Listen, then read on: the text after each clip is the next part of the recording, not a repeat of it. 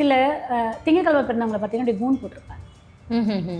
சனிக்கிழமை பிறந்தவங்க பார்த்தீங்கன்னா இப்படி கூன் போட்டிருப்பாங்க. ஞாயிற்றுக்கிழமை பிறந்தவங்க நல்லா ஸ்டிப்பாக இருக்கும். ஷோல்டர் ஸ்டிப்பாக இருக்கும். மோஸ்ட்டாக இவங்க வந்து என்ன பண்ணுவாங்க, இந்த சிவனை வந்து ரொம்பவே விரும்பி வணங்கக்கூடியவங்களாகவும் இருப்பாங்க. இவங்க கண்டிப்பாக சிவன் வணங்கும் போது, சிவன் கோவிலில் இருக்கக்கூடிய வீரபத்ரர் வணங்கும் போது அதிக பலனை கொடுக்கும். அதுலேயும் பர்டிகுலர் ஞாயிற்றுக்கிழமை கண்டிப்பாக, அதுலேயும் பர்டிகுலராக மேஷ வீட்டில் இருக்கக்கூடிய கார்த்திகை நட்சத்திரத்தில் பிறந்து ஞாயிற்றுக்கிழமை பிறந்துட்டாங்க அப்படின்னா பூர்வீக சொத்தில் கண்டிப்பாக பிரச்சனைன்றது இருக்கும்.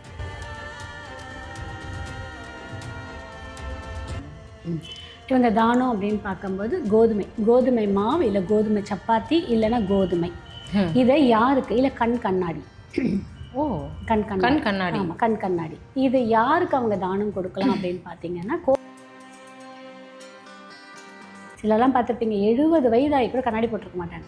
ஆமாம், அவங்களாம் சூரியன் ஸ்ட்ராங்காக இருக்கும். சூரியன் கொஞ்சம் வீக்காக இருக்காங்கன்னு பார்த்தீங்கன்னா 6 வயதில் 5 வயதுலேயே கண்ணாடி போட்டுருவாங்க. ஏன்னா சண்டேல பிறந்தவங்களுக்கு வந்து ஒரு மன அமைதி கொஞ்சம் குறைவு தான். அப்போ அவங்க என்ன பண்ணலாம் அப்படின்னா, இந்த சூரிய ஓரை வருது பார்த்தீங்களா, ஞாயிற்றுக்கிழமை காலைல 6லேருந்து 7, 1லேருந்து 2, நைட் 8லேருந்து 9, அந்த டைமில்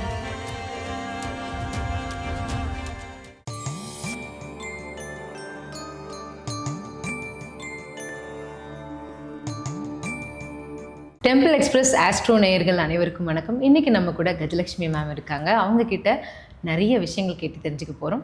வணக்கம் மேம். மேம், எப்போவுமே வந்துட்டு ஜோதிடம் அப்படின்னு சொல்லும்போது நீங்கள் நிறைய சூட்சமங்களை வந்து எங்களுக்காக எக்ஸ்பெஷலி அதில் இருக்கிற ரகசியங்களை வந்து உடைச்சி சொல்லுவீங்க. அதே மாதிரி இப்போது ஒரு கிழமைக்கும் ஒவ்வொரு விஷயங்கள் வந்து பாசிட்டிவும் இருக்கும், நெகட்டிவும் இருக்கும். ஒவ்வொரு கிழமையில் பிறந்தவங்களுடைய கேரக்டர்ஸ், அவங்களுக்கு அந்த கிழமையில் பிறந்தவங்களுக்கு என்னென்னலாம் பண்ணால் வாழ்க்கையில் வெற்றி அடையலாம் அப்படிங்கிறத இப்போது ஸ்டார்ட் பண்ணலாம் மேம். முதலாவதாக வந்து நம்ம ஞாயிறு, சண்டே, இதுதான் வந்து எல்லாரும் வீக்கெண்ட் அப்படின்னு நினைப்பாங்க, ஆனால் அதுதான் வீக்கோட ஸ்டார்டிங் டே. ஞாயிற்றுக்கிழமை பிறந்தவர்களுடைய தன்மை, குணாதிசயங்கள். முதல்ல கிழமைகள் பற்றி என்னென்னு பார்த்துருவோம். நம்ம பஞ்சாங்கத்தில் இருக்கக்கூடியதில் அஞ்சங்களில் ஒன்று தான் கிழமை. இந்த கிழமை வந்து ரொம்ப முக்கியம். இப்போது 5 நம்ம விரல் எப்படி இருக்கோ அதே மாதிரி 5 பஞ்சாங்கத்தில் இருக்கக்கூடியதான் நமக்கு 20% போடும்போது இந்த 5ம் சேரும்போது தான் நமக்கு 100% பலன்களை கொடுக்கறதாக இருக்குது. இப்போ இந்த கிழமையும் வேலை செய்யுமானா ஆப்வியஸ்லி கிழமையும் வேலை செய்யும். இந்த கிழமை எப்படி வேலை செய்யும் அப்படின்னு பார்த்தீங்கன்னா, அந்த காரத்துவமான கிரகம் மூலியமாக நமக்கு வேலை செய்யும். இப்போ ஞாயிற்றுக்கிழமை பிறந்திருக்கோம் அப்படின்னா சூரியன், ஓகேங்களா. அப்போ திங்கக்கிழமை பிறந்திருக்கோன்னா சந்திரன். அப்போ அதனுடைய ஆளுமை திறன் அங்கே ஜாஸ்தி இருக்கும். அதனுடைய பிரதிபலிப்பு நம்மளுடைய கேரக்டரைஸில் காமிக்கும், நம்மளோட ஃபிசிக்கல் அப்பியரன்ஸில் காமிக்கும், நம்மளோட செயல்பாட்டில் காமிக்கும், நம்ம ஒருத்தர்கிட்ட பேசுகிற விதத்தில் காமிக்கும். இது எல்லாமே கொடுக்கக்கூடியது இந்த கிரகங்களுடைய காரத்துவம். அது இந்த கிழமையோட கிரகங்களையும் இணைக்கும் போது அது கண்டிப்பாக வரும்.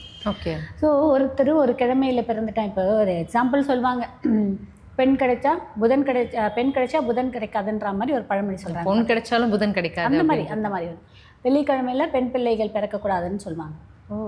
ஓகே, அது நல்லது தானே. ஓகே, வெள்ளிக்கிழமை பேசும்போது நான் கேட்டேன், வெள்ளிக்கிழமை பெண் பிள்ளை பிறக்கணும், ஆண் பிள்ளைகள் பிறக்கக்கூடாது. ஓகேங்களா. சனிக்கிழமையில் யாருமே பிறக்கக்கூடாது, அப்படி இருக்க முடியுமா? அப்படியா? சொல்கிறேன்.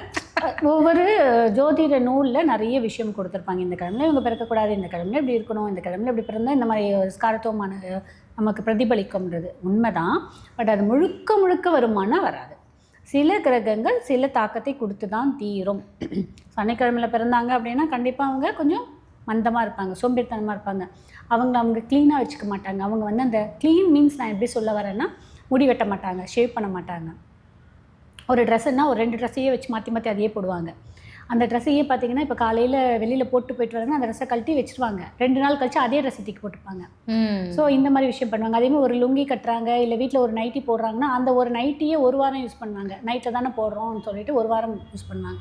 லுங்கினாலும் அதே மாதிரி பண்ணுவாங்க, ஷார்ட்ஸ்னாலும் அதே பண்ணுவாங்க. இது எல்லாமே இந்த சனிக்கிழமை பிறந்தவங்களுடைய காரத்துவம். ஸோ ஒரு கிழமையில் ஒருத்தவங்க பிறந்துட்டாங்கன்னா அந்த காரத்துவம் கண்டிப்பாக ஆப்வியஸ்லி நம்மளை வழி நடத்தும். அது எதெல்லாம் வழி நடத்தும் பார்த்திங்கன்னா, நம்மளோட குணாதிசயங்களை வெளிப்படுத்தும், நம்மளோட ஃபிசிக்கல் அப்பியரன்ஸை வெளிப்படுத்தும், அடுத்தது நம்மளுடைய தொழில்களை வெளிப்படுத்தும், நம்மளுடைய கர்மாக்களையும் வெளிப்படுத்தும். ஏன்னா இந்த ரீதியான கிரகம் எங்கே போய் அமருதுன்னு பொறுத்து அந்த ரீதியான கர்மா நமக்கு கொடுத்தே தீரும். இப்போ நம்ம ஞாயிற்றுக்கிழமை பிறந்தவர்களை பற்றி பார்ப்போம். நம்ம இப்போ இவ்வளோ நேரம் பார்த்து பொதுவாக பார்த்துட்டோம். ஞாயிற்றுக்கிழமை பிறந்தவங்க சூரியனோட ஆதிக்கத்தில் இருப்பாங்க. சூரியனோட ஆதிக்கம்ன்றது என்னென்னா ரொம்ப போல்டாக இருப்பாங்க. ஆக்சுவலாக ஞாயிற்றுக்கிழமை பிறந்தவங்களுக்கு பார்த்திங்கன்னா இந்த ஷோல்டர் நல்லா ப்ராடராக இருக்கும். சில திங்கக்கிழமை பிறந்தவங்களை பார்த்திங்கன்னா இப்படி கூன் போட்டிருப்பாங்க. சனிக்கிழமை பிறந்தவங்க பார்த்திங்கன்னா இப்படி கூன் போட்டிருப்பாங்க. ஞாயிற்றுக்கிழமை பிறந்தவங்க நல்லா ஸ்டிப்பாக இருக்கும். ஷோல்டரு ஸ்டிப்பாக இருக்கும். அவங்களுடைய ஹெட்டு ஸ்டிப்பாக இருக்கும். பார்க்கும்போதே அப்படியே ஒரு ஸ்டிப்பாக இருப்பாங்க. எந்த இடத்துலையுமே அவங்களுக்கு அந்த கூனுன்றதே இருக்காது. பட் ஆனால் அவங்களுக்கு அந்த போன் பிரச்சனை இருக்கும். ஞாயிற்றுக்கிழமை பிறந்தவங்களுக்கு போன் ரீதியான உடல் உபாதைகள் வரும். உடல் வந்து ஹீட் ஆகும். இந்த மாதிரி காரணம்லாம் கொடுக்கும். பட் ஆனால் அவங்களுடைய பாடி ஃபிசிக்கல் அப்பியரன்ஸ் பார்க்கும்போது நல்லா நீட்டாக, போனெல்லாம் ஸ்ட்ரெயிட்டாக அந்த மாதிரி இருக்கக்கூடிய ஒரு தன்மை இருக்கும். யார் ஒருவருக்கு முதுகெலும்பு நேராக நிற்கிதோ அவங்க இக்காரணத்திலும் எந்த சூழலிலும் ஜெயிச்சிருவாங்கன்றது ஒரு ஒரு கோட்பாடே இருக்குது. ஓகே, சரிங்களா? அவங்க யாருக்கும் தலை குனிந்து நிற்கவே மாட்டாங்க, தலை வணங்க மாட்டாங்க. சண்டேல ஞாயிற்றுக்கிழமை பிறந்தவங்களுக்கு அந்த குணாதிசயம் கண்டிப்பாக இருக்கும். ஏன்னா சூரியன் அந்த ஆதிக்கம். அவங்க யார்கிட்டையும் அவ்வளோ சீக்கிரம் குனியவே மாட்டாங்க, யார்கிட்டையும் வந்து சாஃப்டாகவே போக மாட்டாங்க. பட் ஆனால் அந்த தந்தை உள்ளம், அந்த பாசம், அந்த அரைவரைப்பு எல்லாமே இருக்கும். சூரியன் என்ன சிங்கம்னா காட்டுக்கே ராஜாவாக இருந்தாலும் கொண்டு வர்றதை பகிர்ந்து 4 பேருக்கு கொடுத்துட்டு அதுவும் சாப்பிடும். ஸோ அந்த மாதிரி குணம் எல்லாமே இருக்கும். பட் ஆனால் வெரி ஸ்ட்ரெயிட் ஃபார்வேர்டு. ரொம்ப வந்து கோவம் ஜாஸ்தி வரும். தான் வச்சதான் சட்டம் அப்படின்ற ஒரு இது. இவங்களாம் வந்து இறங்கி டவுன் தி வேர்ட் செய்ய மாட்டாங்க. ஒரு அத்தாரிட்டியோட லெவலில் தான், மேனேஜ்மெண்ட் லெவலில் தான் இது அப்படின்ற மாதிரி. ரெண்டாவது மோஸ்ட்லி இந்த ஞாயிற்றுக்கிழமை பிறந்தவங்களுக்கு இந்த ஒரு பெரிய மனிதர்களோட தொடர்பு இருக்கும், அரசாங்கம் ரிலேட்டடாக இருக்கும். அப்படி இல்லைன்னா இவங்க வீட்டு பக்கத்தில் கண்டிப்பாக ஏதாவது அரசாங்கம் ஹாஸ்பிட்டலோ ஆஃபீஸோ ஸ்கூலோ ஏதோ ஒன்று கண்டிப்பாக இருக்கும். மோஸ்ட்டாக இவங்க வந்து என்ன பண்ணுவாங்க, இந்த சிவனை வந்து ரொம்பவே விரும்பி வணங்கக்கூடியவங்களாகவும் இருப்பாங்க. இவங்க கண்டிப்பாக சிவன் வணங்கும் போது, சிவன் கோவிலில் இருக்கக்கூடிய வீரபத்திரர் வணங்கும் போது அதிக பலனை கொடுக்கும்.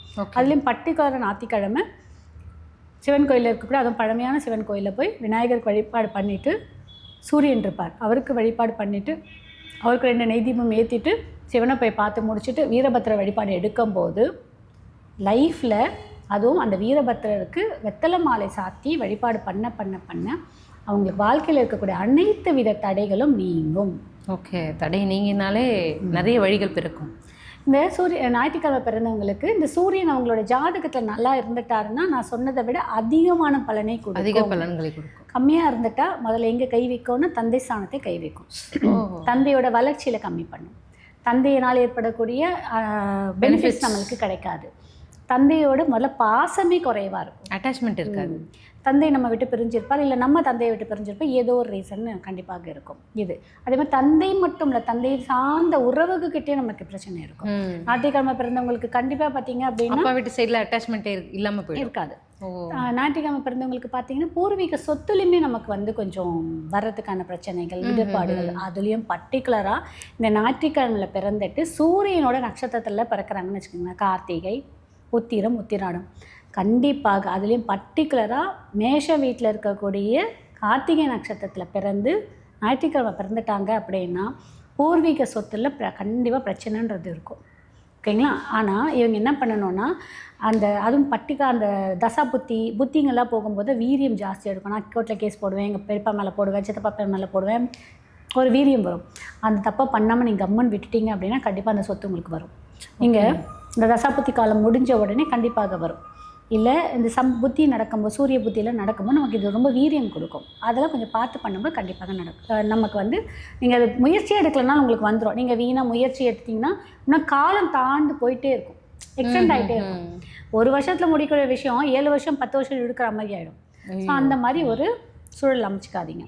கண்டிப்பாக இந்த ஞாயிற்றுக்கிழமை சூரியனோட நட்சத்திரத்தில் பிறந்திருக்கீங்க அப்படின்னா நான் சொன்ன இப்போ சொன்ன இவ்வளோ இன்ஃபர்மேஷன்ஸும் அவங்களுக்கு ரொம்பவே பொருந்தக்கூடியதாகவும் இருக்கும். இவங்க வந்து எந்த விதமான தொழிலில் வந்துட்டு அவங்க எடுத்து பண்ணால் ஜெயிப்பாங்க வாழ்க்கையில்?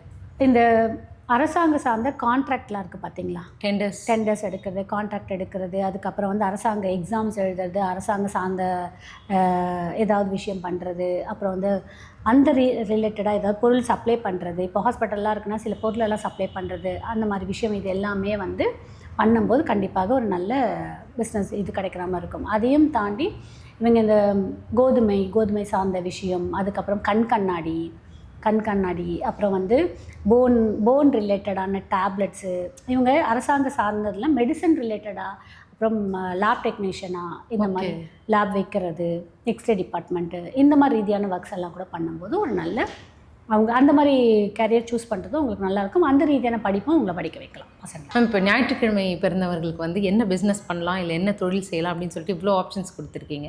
அவங்க என்ன தானம் செய்யணும்? இவங்க தானம் அப்படின்னு பார்க்கும்போது கோதுமை மாவு, இல்லை கோதுமை சப்பாத்தி, இல்லைன்னா கோதுமை.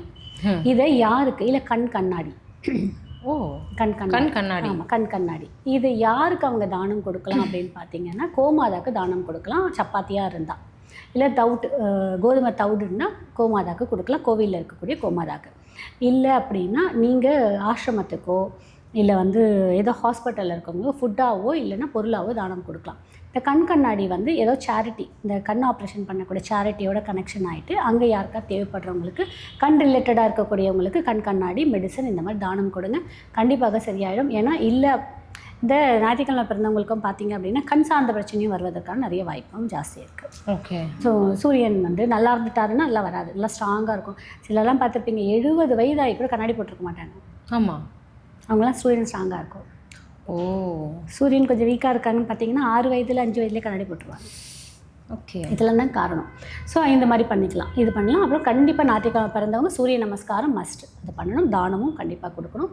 முடிஞ்ச இன்னும் ரொம்ப ஸ்பெஷல், ரொம்ப தகராறாக இருக்குது, ரொம்ப பிரச்சனையாக இருக்குது, ரொம்ப இதுவாக இருக்குது, அரசாங்க சார்ந்தமும் ஃபேமிலியிலும் நிம்மதி இல்லை.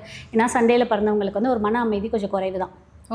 அப்போ அவங்க என்ன பண்ணலாம் அப்படின்னா, இந்த சூரிய ஓரை வருது பார்த்தீங்களா, ஞாயிற்றுக்கிழமை காலைல 6லேருந்து 7, 1லேருந்து 2, நைட் 8லேருந்து 9, அந்த டைமில் முடிஞ்ச ஒரு மௌன விரதம் மாதிரி யார்கிட்டையும் ஒரு 1 hour பேசாமல் அமைதியாக இருங்க, கண்டிப்பாக நிறைய மாற்றம்.